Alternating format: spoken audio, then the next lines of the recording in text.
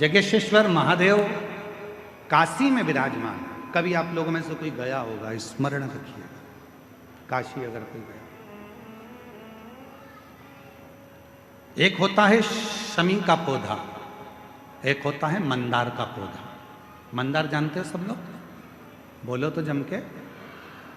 सफेद आंकड़ा भी उसको बोलते हैं, मंदार भी उसको बोलते हैं। मंदार का पौधा और एक होता है शमी का। कहते हैं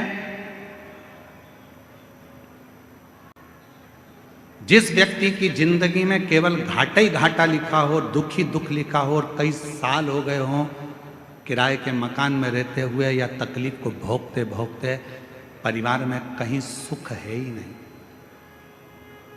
दो पौधे को याद रखना। और दोनों पौधे की कथा हमने पूर्व में सुना चुके, मंदार और शमी। दोनों की कथा सुनाइए कि ये कौन से मुनि थे, कौन से ऋषि के बेटे थे, ये मंदार और शमी किसके पुत्र थे, सब कथा सुने। आप YouTube पर सर्च करिएगा तो आपको कथा पूरी मिल जाएगी, आप उसको सुनिए।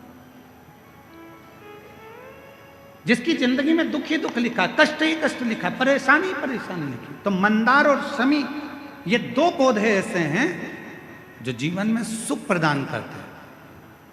एक नियम बना लो,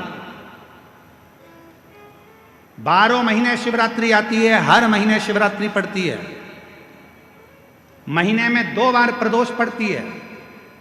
या तो प्रदोष का नियम बनाओ या शिवरात्रि का नियम बनाओ। एक काम करना चालू करो, थोड़ी सी मिट्टी शमी के पेड़ के नीचे की और थोड़ी सी मिट्टी मंदार के पौधे के नीचे की, दोनों को लाओ, अच्छा मिलाकर उसका एक शिवलिंग का निर्माण करो और उस शिवलिंग का पूजन प्रदोष काल में शाम के समय शिवलिंग के सामने 2 घी के दिए जलाकर, जैसी घर में पूजन करते हो वैसी की वैसी पूजन करो, आरती करो, थोड़ा सा भोग लगाकर निवेदन कर कर उस शिवलिंग का बाद में विसर्जन करो।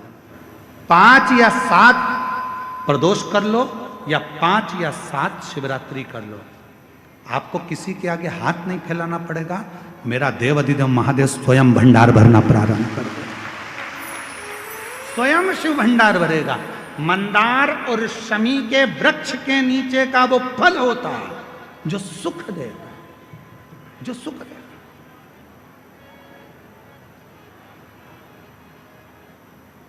जो हमें आनंद प्रदान करता है। मंदार मतलब आप लोग जानते हो, वो सफेद आंकड़े की जो जड़ होती है, आंकड़ा होता है, उसके छोटे छोटे फूल होते हैं मंदार के, भगवान शंकर को